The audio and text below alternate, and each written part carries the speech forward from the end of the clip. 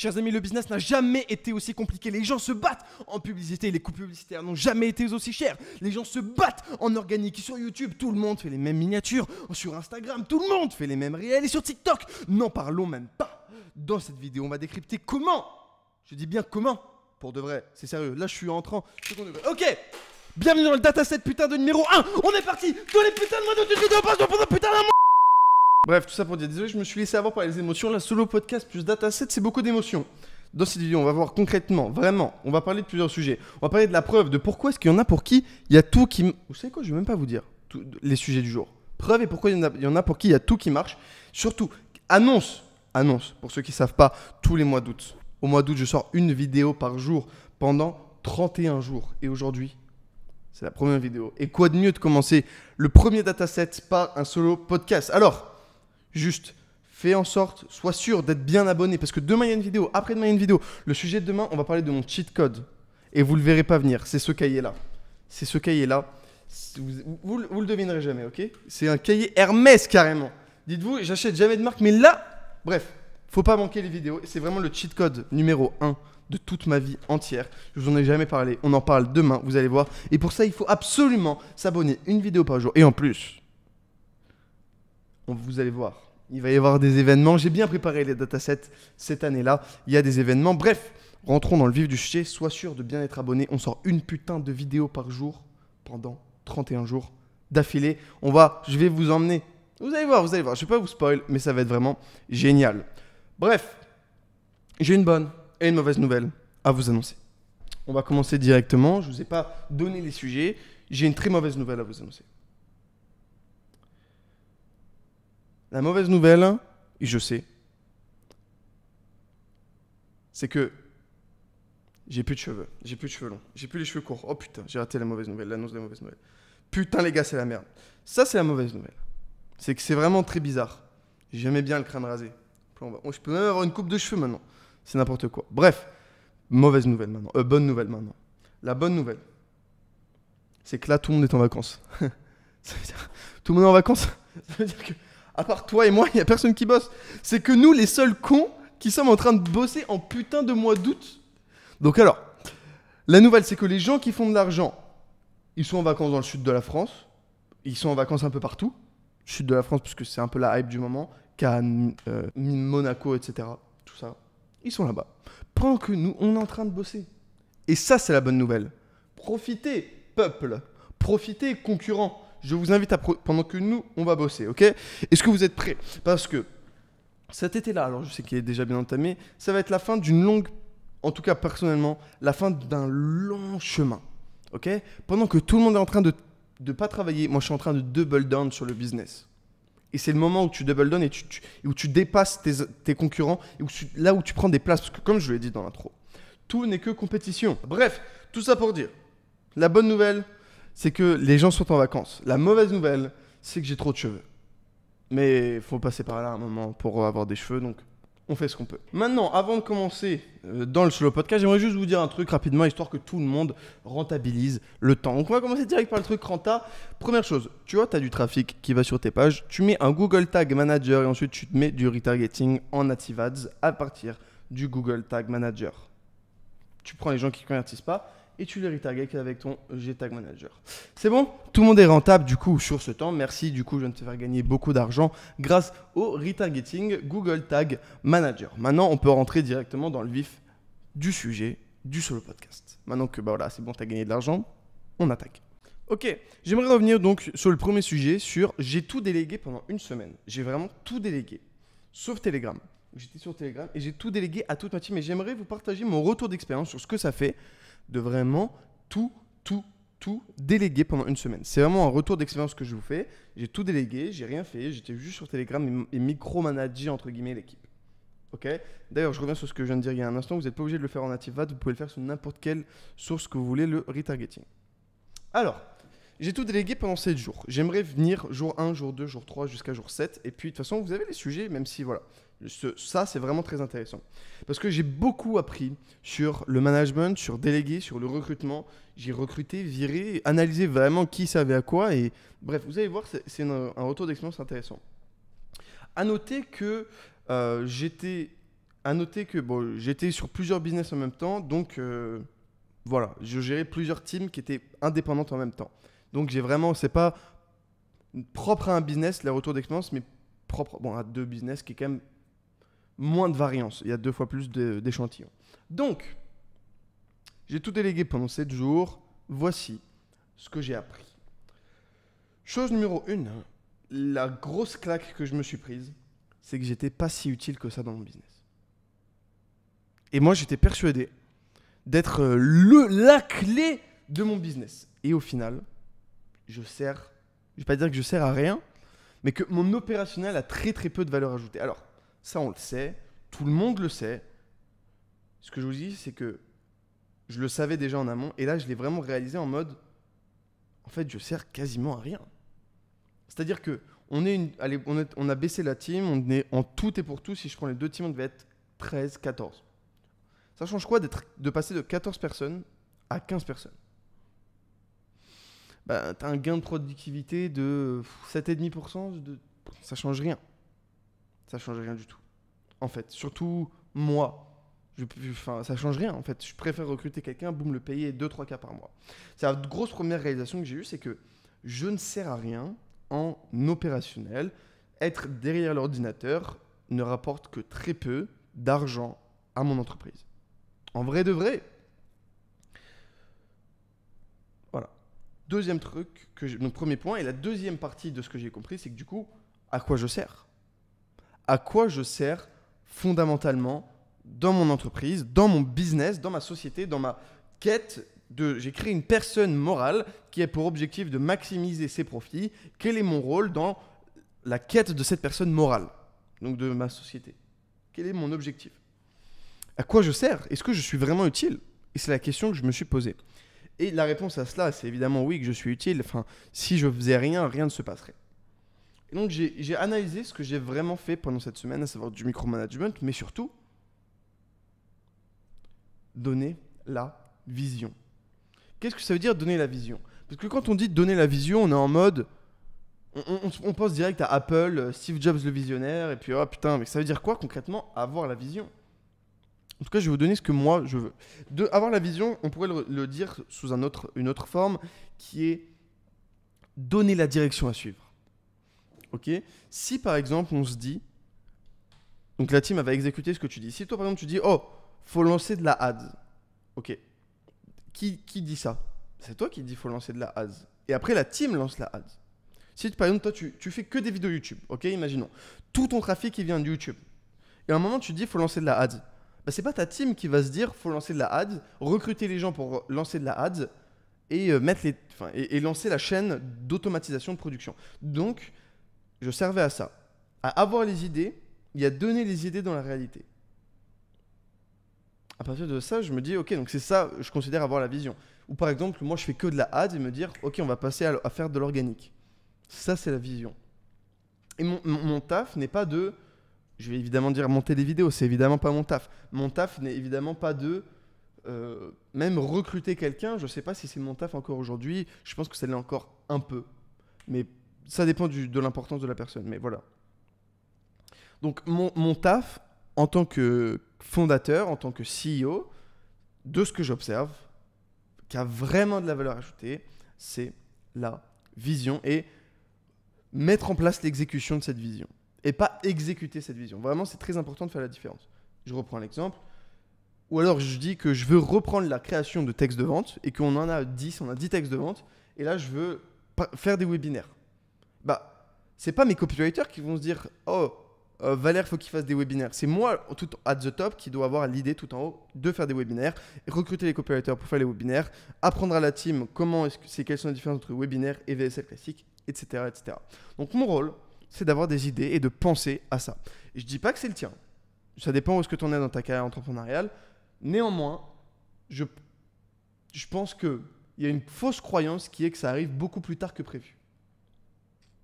Et on a aussi une fausse croyance dans laquelle j'étais aussi, qui est que plus je travaillais, entre guillemets, plus je gagnais d'argent. Alors, c'est pas exactement ça que je veux dire, j'avais pas cette croyance-là, mais j'avais la croyance de plus j'étais productif, plus j'étais efficace, plus j'avais de feuilles de liste sur ma to-do list, plus les choses allaient être bien faites. Ce qui est évidemment faux, mais surtout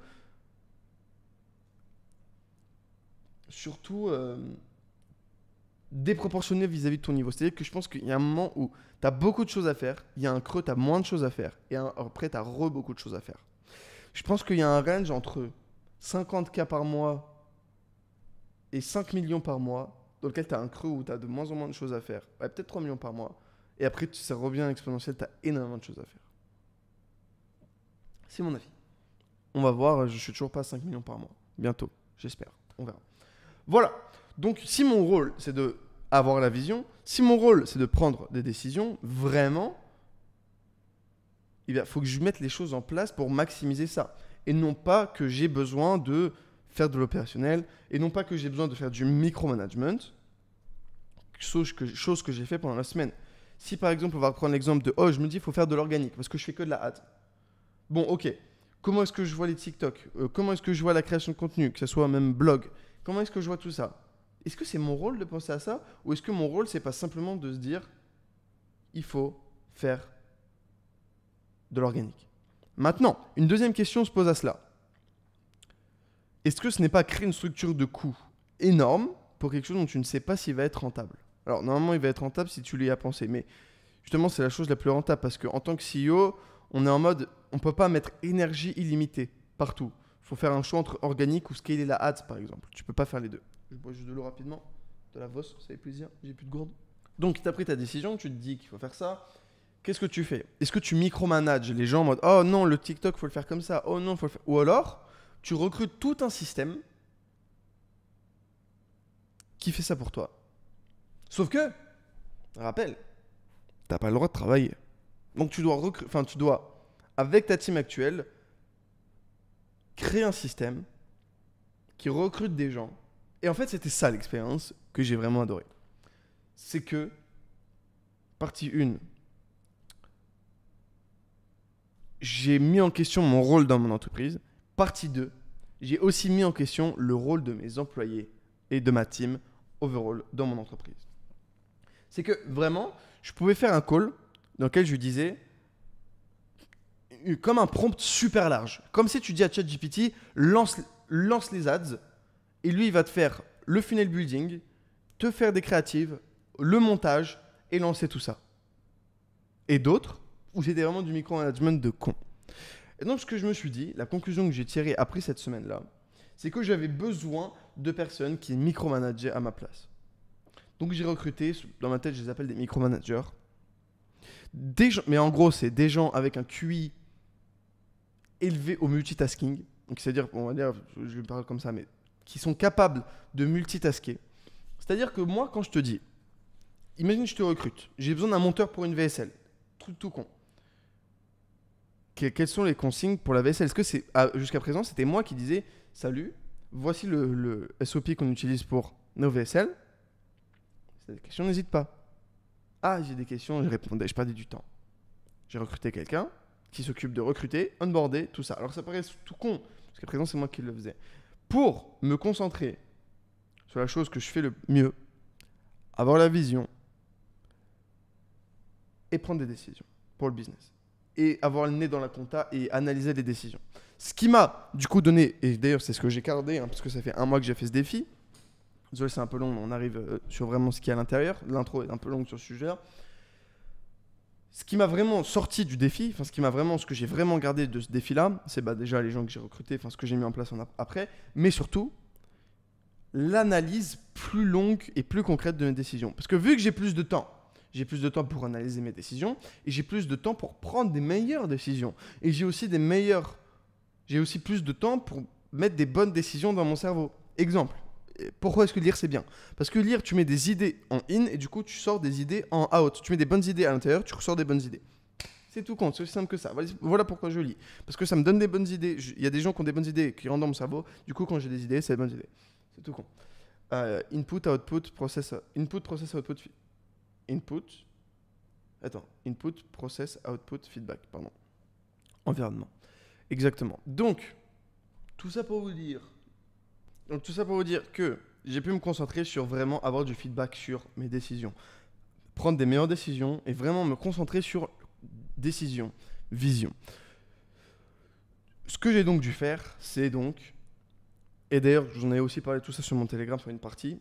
Et donc, ce qui en a découlé d'ailleurs, c'est aussi, en ce moment, je suis en plein défi, j'essaie de répondre aux gens le plus rapidement possible. Vraiment, tu m'envoies un message, j'essaie d'être le plus vif possible, parce que du coup, j'ai très très peu d'opérationnel, et du coup, mon taf, c'est de connecter avec des gens et d'avoir des meilleures décisions, et de micromanager de micromanager les micromanagers. Donc en gros, je fais une toute petite action, il y a énormément de trucs sur mon business. Du coup, comment est-ce que je me suis senti pendant mon business? Donc pendant cette semaine-là. Donc j'ai compris tout ça. Et concrètement, comment je me suis senti? Eh bien, étonnamment, je me suis senti dans un premier temps perdu. J'avais plus de repères. Et j'aimerais qu'on en parle avec vous parce que ça fait 4 ans que je fais que bosser. Et j'avais du coup cette croyance, ce biais, ce truc que même ce cope, je sais pas comment dire, c'est ce désir illusoire, que travailler. Et en fait, j'étais en mode travailler, toujours le nez dans le travail. Et du coup, ça m'évitait de dézoomer et de me poser les vraies questions. Et quand j'ai dézoomé, là, je me suis posé les vraies questions. Donc j'ai commencé à réfléchir à des choses plus importantes et à des choses différentes. Et en dehors de l'aspect professionnel, j'ai redécouvert quelque chose d'intéressant. C'est, vous savez, quand t'es tout seul, tu réfléchis différemment que quand t'es avec d'autres gens. Et ben j'avais comme ce truc-là, mais de tout seul. Je sais pas comment expliquer, là je me rends compte que ça veut rien dire. Mais tu vois, quand t'es tout seul, solo, voilà, t'es chez toi, il n'y a personne chez toi, tu réfléchis différemment. Mais tu vois, donc imagine ça, différemment, mais encore plus deep et encore plus profond.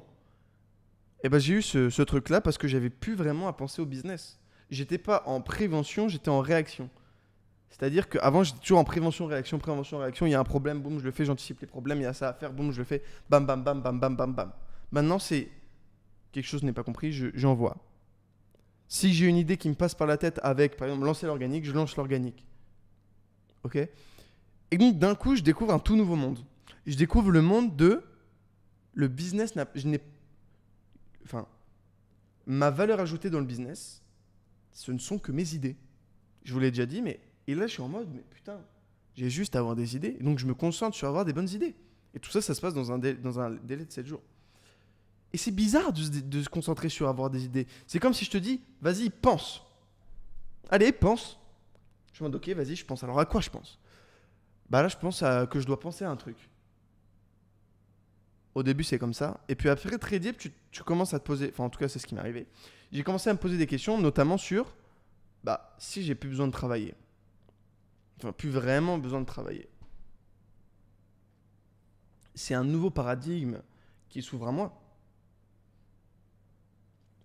Parce que si je suis suffisamment bon pour prendre des décisions,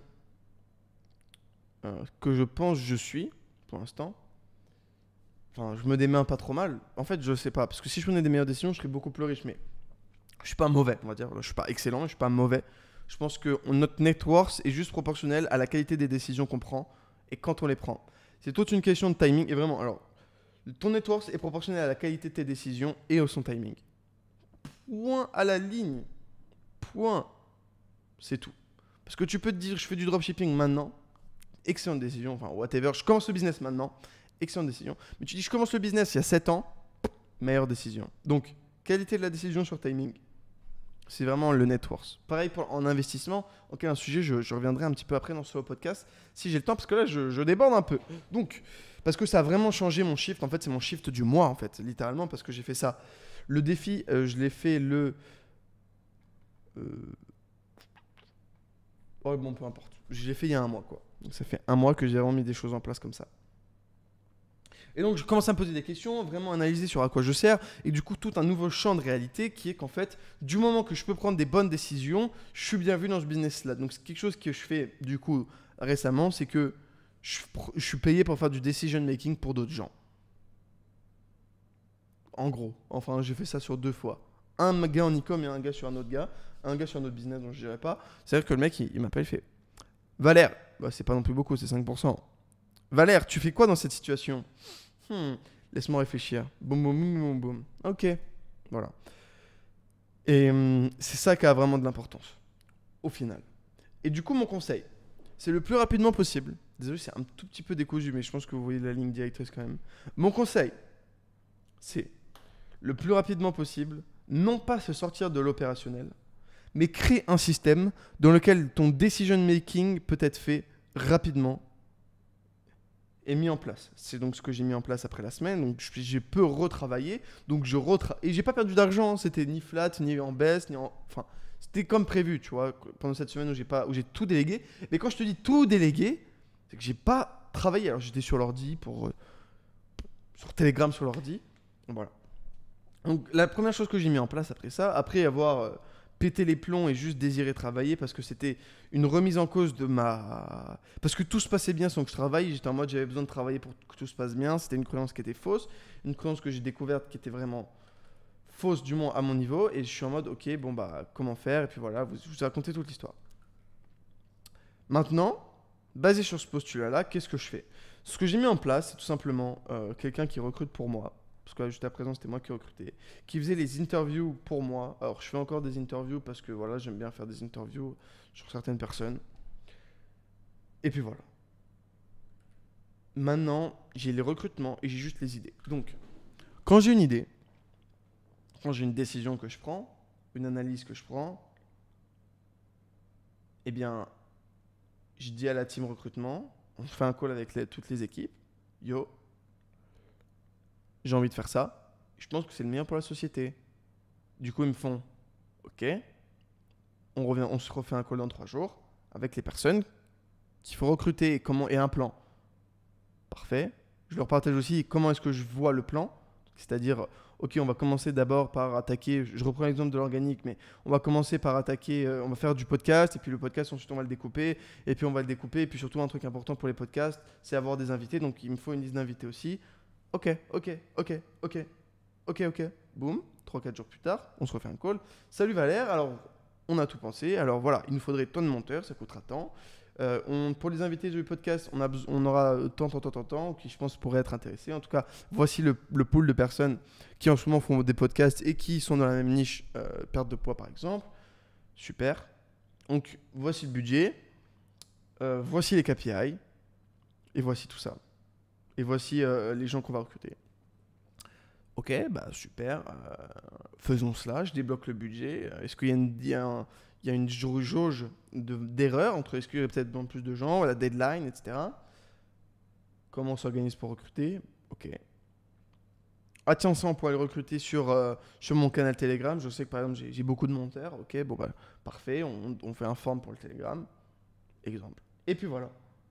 Et puis là, mon idée, soudainement, elle rentre dans la réalité en 2 calls.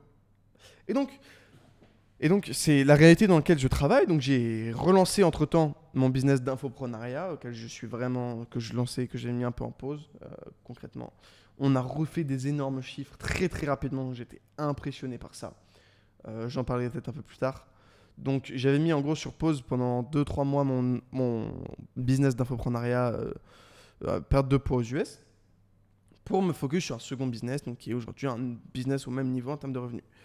À quasiment, en moins en vrai, mais très bientôt ce serait équivalent. Parce que là, bon, peu importe. Donc, je me suis refocus dessus et ça a très vite explosé. Tout ça pour dire que je suis dans un nouveau paradigme depuis 1 mois, il fallait que je vous en parle. Et ce paradigme, c'est tout simplement que je suis payé à la qualité de mes décisions et non plus à mon opérationnel. Plus du tout. Du tout. Donc alors, j'ai tapé une mini crise existentielle pendant 1 mois, c'est d'ailleurs pour ça que j'ai pas tapé de vidéo, enfin pendant 1 mois, pendant 2 semaines, où j'étais un peu, pas perdu, mais j'avais besoin de réfléchir, ce qui est normal dans ma situation, je pense, et ce qui est sain. C'est-à-dire que tu as besoin de... ok, tu es dans ma situation, alors tu n'as plus à travailler, okay, tu as une quantité d'argent auquel tu as toujours rêvé, donc c'est-à-dire que voilà, j'ai toujours voulu... voilà, j'ai de l'argent pour moi et je suis content de l'argent que j'ai, et je suis en mode ok. Donc j'ai plus besoin de travailler, j'ai de l'argent, j'ai 2 business qui tournent en automatique. Je fais quoi? Fondamentalement, je fais un call par jour, puis je suis sur Telegram. Je suis bien payé. What's next? Qu'est-ce que je fais maintenant? Fondamentalement, c'est la question que je me suis posée pendant 1 mois. Et j'ai pas de ouf la réponse. Je pense que en parler avec vous, ça déjà c'est cool.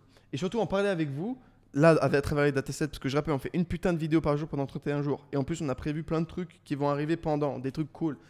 Vous allez voir, ça va être vraiment bien. Donc sois sûr de t'abonner. Et même si tu regardes ça après le mois d'août et après les datasets, abonne-toi, va voir les datasets dans les playlists, va dans The Valère, playlist et les datasets. Ok, playlist saison 3, saison 1, saison 2. C'est 3 ans, putain. C'est quand même un truc de fou hein, quand on y pense. Dingue. C'est dingue. 3 ans, 3e fois d'affilée. C'est fou. Hein. En vrai. Bref, ça c'est moi. Et vous allez voir. Et en plus, je tourne vraiment le jour même. Hein. On est le combien? On est le 1er août. Ouais, bon voilà. Je peux pas vous montrer en fait. J'ai des trucs sur mon tel, mais voilà. Tout ça pour dire que le fait de vous partager de la data, ça va me permettre aussi de moi m'aider à réfléchir, que ça tombe bien pour les datasets, que j'ai beaucoup de choses à vous partager, que ce dataset, on va... Donc là, c'est un petit peu pas abstrait, mais voilà, c'est un solo podcast. Demain, on va parler de ce cahier-là. Et c'est absolument pas ce que vous croyez. Après-demain, après vous allez voir, je vais pas vous spoiler, mais soyez sûr de vous abonner. Soyez sûr de vous abonner. Donc, je suis dans une nouvelle réalité. Je sais, là, ça se passe vite. Hein. Il se passe beaucoup de nouvelles réalités entre tous les solo podcasts, mais au moins comme ça, je vous en parle et puis vous pouvez voir l'évolution. Et puis je pense que c'est intéressant même de... Vous pouvez vous retaper tous les solo podcasts comme ça, boum, boum, boum, boum, boum. Et les mecs, ils sont en mode... même tu vois, quand il y aura 10 solo podcasts, bon. Et ben en fait, tu auras toute une évolution et puis tu évolues avec moi, quoi. Je pense que ça peut être vraiment intéressant, c'est pour ça que je le fais. Donc, je vous partage de la data. Ça me permet aussi, moi, de trouver quelque chose que j'aime bien faire, parce que franchement, j'aime faire des vidéos. Là, en tout cas, je prends du plaisir et ça m'avait manqué. Donc, yo les gars, comment ça va? Donc, voilà, je vais vous partager de la data. J'espère que vous êtes prêts. On va rentrer dans du concret très bientôt, genre dans du sale concret. J'ai 14 vidéos de sujets, bien. Je vais avoir tellement d'idées, même là en parlant, j'ai de nouvelles idées, qu'à chaque fois je note dans mes notes. Et puis voilà. Donc, on est déjà à 27 minutes d'enregistrement. Et j'aimerais vous parler de... Est-ce que j'ai fini le sujet? Attendez, je vais juste réfléchir 2 secondes. Donc voilà, je récapitule. J'ai compris que je ne servais à rien. Que ma valeur était dans mon decision making et que je servais à rien dans mon opérationnel, quasiment. Quoi. Enfin, ça changeait rien, autant recruter un gars, vraiment. J'ai tapé une mini crise existentielle parce que du coup, je me suis rendu compte que je servais à rien et que je vivais dans une réalité dans laquelle je pensais que j'avais besoin de travailler et que du coup, en travaillant, je réfléchissais moins sur des choses qui étaient vraiment importantes et du coup, j'ai réfléchi à ces choses qui étaient vraiment importantes et du coup, ça m'a fait triper un petit peu. Je me suis dit, oula là, intéressant, creusons. J'ai creusé et je suis arrivé à la conclusion que j'ai toujours pas trouvé la conclusion. Ok, donc c'est la conclusion que j'ai trouvée et que j'ai toujours besoin de creuser. C'est la conclusion que j'ai trouvée. Et je pense que ça tombe bien parce que en vous partageant et en parlant avec vous de façon authentique et comme je le fais actuellement, comme j'ai toujours fait sur YouTube, moi personnellement plus, ça m'aide, ça me fait kiffer. Et ça donne du sens à quelque chose que mes business jusqu'à présent, c'est de l'argent pour de l'argent. Enfin, on va dire que je suis pas passionné par faire des VSL perte de poids. Alors, je suis passionné par le marketing, mais à partir du moment quand tu te lèves à 5h30, 6h, pendant 4 ans, 3 ans pour ta passion, c'est pas que ta passion, elle s'essouffle. C'est que c'est moins une passion, c'est plus la routine qu'une passion. Et voilà. Donc voilà, tout ça pour vous dire que on est parti pour les datasets, ça me fait plaisir. Je vais vous partager beaucoup de choses que je sais. Peut-être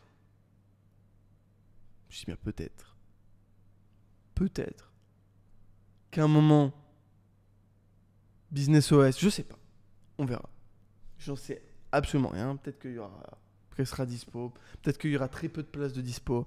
Peut-être qu'il y aura une personne par jour. Peut-être que... Je ne sais pas. On verra. Peut-être qu'il n'y aura rien même sur Business OS. Qui sait? Who knows? Mais en tout cas, il y a une chose qui est sûre. C'est qu'on est parti pour une vidéo par jour pendant 31 jours. Sujet numéro 2. On va parler d'investissement. Mais pas d'investissement en mode « Oh putain, il faut acheter des actions Facebook ». Parce que ceci n'est pas un conseil en investissement. Faites vos propres recherches. Les résultats passés ne présagent pas des résultats futurs. C'est voilà. Point. Hop là. Vous pouvez pas me faire chier. J'ai dit cette petite phrase magique. C'est dingue quand même la loi. J'ai dit une phrase magique et puis du coup, boum, plus de problème. On va parler d'investissement parce que tout est une question d'investissement. C'est-à-dire que là, j'investis mon temps. J'investis mon énergie. Quand je dors, j'investis passivement pour récupérer de l'énergie que je pourrais investir plus tard. Et tout dans la vie est une question d'investissement. Ok ? Et donc, on doit programmer notre cerveau sur avoir le meilleur retour sur investissement possible, point à la ligne, ça s'arrête là. C'est-à-dire que toi, tu dois toujours te demander comment avoir le meilleur retour sur investissement. Sauf que quand on se dit retour sur investissement, donc ROI, on se dit pas forcément, on se dit que c'est monétaire. On se dit pas le temps, on se dit pas l'attention, on se dit pas la bouffe que tu manges, on se dit pas, voilà. Donc, qu'est-ce que je me suis dit personnellement? Je me dis, je veux que le meilleur retour sur investissement, enfin, qu'est-ce que j'investis au quotidien? En gros, ce que j'investis au quotidien, c'est des choses obligatoires. Ok?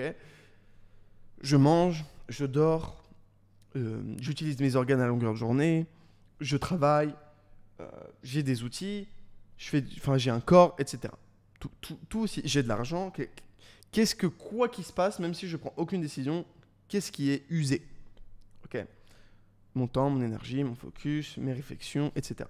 Quoi qu'il se passe, je vais réfléchir, je vais dépenser du temps, je vais dépenser de l'argent par l'inflation, et tout ça, je dois donc l'investir pour avoir le meilleur retour sur investissement possible. Ok?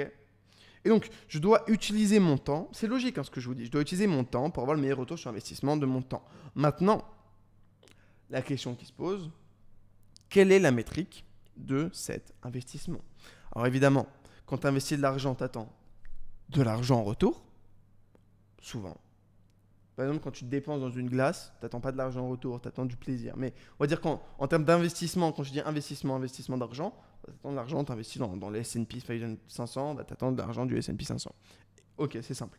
Mais comment quantifier un objectif, une KPI, pour quand tu investis ton temps, ton énergie, ton focus, ta vie au général? Qu'est-ce que tu priorises? L'argent, le plaisir, et quoi d'autre? La qualité de vie, la réussite globale, maximiser sa valeur. Enfin, qu'est-ce qu'on maximise? Ça, c'est propre à chacun. Moi, j'ai décidé de continuer à maximiser les choses compliquées à avoir. C'est-à-dire que j'aime le défi d'obtenir des choses compliquées, que ce soit l'argent, que ce soit un physique, musculaire, que ce soit avoir un certain nombre d'abonnés, même par exemple. 10 000 abonnés, j'ai toujours voulu. Toujours été quelque chose qui est toujours. Non, mais ça depuis un moment, depuis que j'ai commencé, que je l'ai voulu, et puis je l'ai eu. C'est pour ça qu'aussi j'ai eu une petite baisse sur ma création de contenu, sur la quantité de publications. Bref, tout est une question d'investissement. Comment tu investis ton temps? Quel est l'objectif? Vraiment, pose-toi la question. Quel est ton objectif d'investissement? Quand tu dépenses ton temps, est-ce que ça va vers ton objectif? Oui ou non? Oui ou non, putain? Est-ce que par exemple quand tu vas... Il y a des gens qui me disent « Valère, est-ce que je dois arrêter l'école ?» Okay. Est-ce que l'investissement en temps, en énergie et en argent vaut le retour sur investissement de l'école? Oui? Non? De ton objectif principal, par exemple. Ton objectif principal qui est par exemple de t'enrichir, d'être multimillionnaire. Est-ce que par exemple, te lever à 14h... En fait, toutes les décisions, du coup, je les prends basé sur mon objectif. Ça a toujours été ça. Quel est votre objectif? On va dire que votre objectif, c'est d'être le plus riche possible. Point. Ok. Donc si votre objectif, c'est d'être le plus riche possible, comment investissez-vous vos ressources limitées? Comment est-ce que tu investis ton temps? Comment est-ce que tu investis ton attention? Comment est-ce que tu investis ton focus? Comment est-ce que tu investis ton travail? Comment est-ce que tu investis ton argent? Comment est-ce que tu investis dans les relations? Je rappelle, je vous renvoie sur le podcast précédent, le but des relations et le but de l'investissement, c'est de acheter bas et de vendre haut. Si tu fais ça, bien joué. Tu achètes bas, tu vends haut. Donc, si tu achètes à 100 $ et que tu vends à 1000 $, tu as fait x10. Maintenant, donc là, c'est des chiffres, donc on comprend. Mais comment est-ce que concrètement, on achète bas du temps et on le revend haut? Ça veut dire quoi, acheter du temps bas? Ça veut pas dire grand-chose. Enfin, Qu'est-ce que ça veut dire acheter du temps bas? Le temps bas, c'est du temps qui a peu de valeur. Exemple, est-ce que le temps de toi qui fait 1000 € par mois a plus de valeur que le temps de valeur overall, pas forcément monétaire, a plus de valeur que de toi qui fait 1 million par mois? Quel temps a le plus de valeur?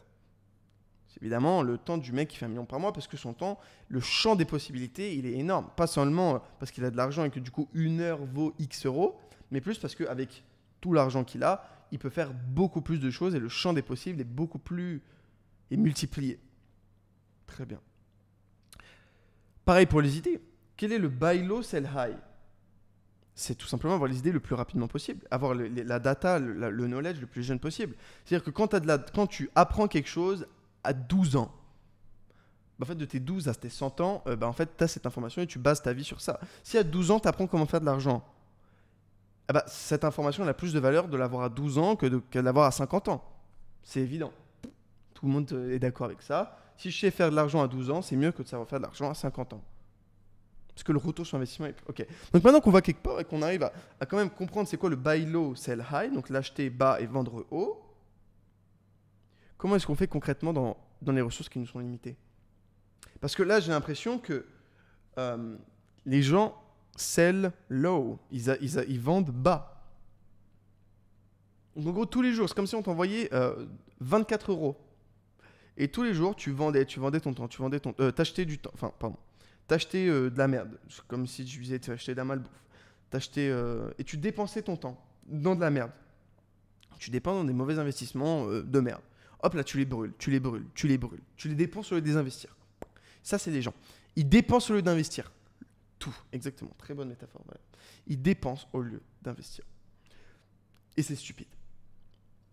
Au lieu d'investir leur temps dans du knowledge, au lieu d'investir leur argent dans du knowledge, même dans l'investissement normal, dans l'investissement stock market, immobilier, j'en sais rien. Ils dépensent leur argent. Ils dépensent leur temps dans quelque chose qui a peu de retour sur investissement, les réseaux sociaux, etc. Ils dépensent, et tout dans leur journée, ce n'est que de la dépense au lieu de l'investissement. Ok ? Et donc, ce que j'aimerais pour vous, c'est que vous commenciez à passer dans cette logique d'investissement. Est-ce que là, ce que je fais, c'est une dépense ou un investissement? Quand je fais cette vidéo YouTube, je dépense 1 heure. Quel est le retour sur investissement? Voilà que je fais. Quand toi, tu regardes une vidéo YouTube, tu dépenses 1 heure. Tu pourrais dépenser 1 heure sur Squeezie.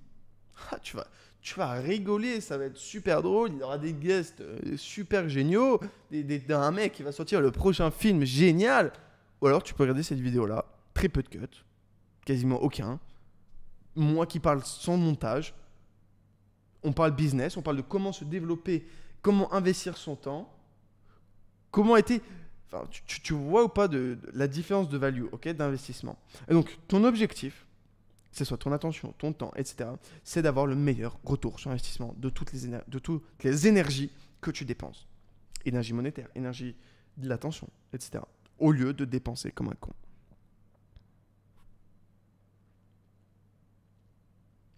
Ça passe par la diète. Quand tu vas au McDo, est-ce que c'est le meilleur investissement que tu fais? Je dis pas que tu vas au McDo, hein, mais chaque chose doit être pensée en retour sur investissement. Et oh, mais putain, mais la vie, elle est pas drôle si on pense comme ça. Eh bien, tout ce que je te souhaite, en fait, si vous voulez, on a été programmé en tant que broke, on est né pauvre. Moi, je suis né pauvre, perso. Et si, même si tes parents, ils ont 2-3 millions, parce qu'il y a beaucoup de gens quand même, hein, 1% des Français ont plus de 4 millions d'euros. Je crois que c'est ça, ou 3. Quand même, hein, ça veut dire, sur 10 000 abonnés, j'ai 100 personnes. 1000 personnes? Ouais, j'ai 1000 personnes. Non, 100 personnes qui ont des parents qui ont plus de 4 millions. Ou même qui ont 4 millions. Ça veut dire, non, mais bon, vous avez compris. Donc c'est quand même beaucoup. Même si tes parents sont millionnaires. Aujourd'hui, il y a quand même pas mal de gens qui sont millionnaires en France, en vrai de vrai. Des gens qui avaient acheté en IMO, ils avaient mis 100K en IMO à 30 ans, boum, ça fait x10, hop, là, t'as 60 ans, et puis t'es millionnaire. Bon, en vrai, la plupart des gens, ils sont millionnaires en IMO en France. Pardon. La plupart des millionnaires, ils sont millionnaires en IMO. Bref, tout ça pour dire qu'on a été programmé parce qu'on nous a dit que... On nous a pas expliqué cette logique de retour sur investissement. Néanmoins, qu'est-ce qui t'apporte du fulfillment? Je renvoie encore une fois sur le podcast numéro 2. Qu'est-ce qui t'apporte du fulfillment? De l'épanouissement. Est-ce que c'est, je sais pas moi, avoir le plus gros hedge fund au monde, avoir la Trump Tower, être président des États-Unis? Est-ce que c'est achieve des choses dans ta vie et avoir la plus grosse boule de neige à la fin? Ou est-ce que c'est... profiter à court terme? Et c'est une question qui se pose. Honnêtement, moi j'ai un pote à moi, il me dit, il a arrêté de fumer. Il s'est remis à fumer. Il m'a dit, c'est mieux, j'aime fumer. J'ai arrêté vraiment, il a arrêté pendant 2-3 mois, il a arrêté de fumer. Il me dit j'aime fumer. Et je trouve que le retour sur investissement, comparé au plaisir que ça me donne toute ma vie, je vais avoir ce plaisir pour au final même pas être sûr d'avoir des retours sur. Je suis en mode, tu fais ce que tu veux, moi je l'aurais pas fait, mais voilà, chacun vit son retour sur investissement comme il veut. Du coup voilà, quel est ton objectif mon frérot? Est-ce que ton objectif c'est maximiser tes revenus? Si oui, si toutes tes énergies limitées ne sont pas dirigées vers ça, entre guillemets, c'est normal que tu ne l'aies pas. Et moi, je me suis rendu compte d'ailleurs que la plupart de mes énergies limitées étaient dirigées vers ça. Eh bien, écoutez, j'avais encore beaucoup de sujets, mais j'ai tellement débordé sur le sujet numéro 1 que, bon, voilà. Je pense qu'on va s'arrêter là. Je pense qu'au final, ça me prend en plus des sujets pour les prochains datasets. Mais tout ce que j'aimerais vous garder en tête, c'est... Il reste encore quelques minutes, donc reste là. J'aimerais que vous gardiez en tête que tout est une question d'investissement. Et c'est pas que l'investissement monétaire. C'est juste comment tu dépenses ton temps, comment tu dépenses ton argent, comment tu dépenses ton focus. Quand tu es à la salle et que juste tu vas au sport, même la décision d'aller à la salle, c'est pour moi un bon investissement de temps. Quand tu vas à la salle et que en fait, tu te dis que tu écoutes un livre audio, un podcast, quand tu... En fait, tout est une logique d'investissement. On a été programmé pour nous obliger à dépenser au lieu d'investir vraiment. Pas que notre temps, pas que tout ça. Et il faut se déprogrammer et c'est la chose la plus importante qu'on puisse faire. Et j'aurais dû commencer par ce sujet-là au lieu des 7 days. Vraiment, c'est la chose la plus importante qu'on puisse faire. Passer dans une logique d'investissement au lieu de dépense, mais de tout. Tout. Bref, sur ce, c'était Valère. The Valère, comme écrit juste ici. J'espère que cette vidéo, ce dataset, ce solo podcast vous aura plu. On se retrouve demain pour un nouveau dataset. On va parler de mon secret qui se cache à l'intérieur de ce cahier. Et je vous jure que ça vaut le détour. Hein. Vous n'êtes pas prêts. Sur ce, like vraiment. Bon, allez, c'est le premier dataset, c'est le solo podcast. Abonne-toi. C'était Valère. À demain. Quadragénaire.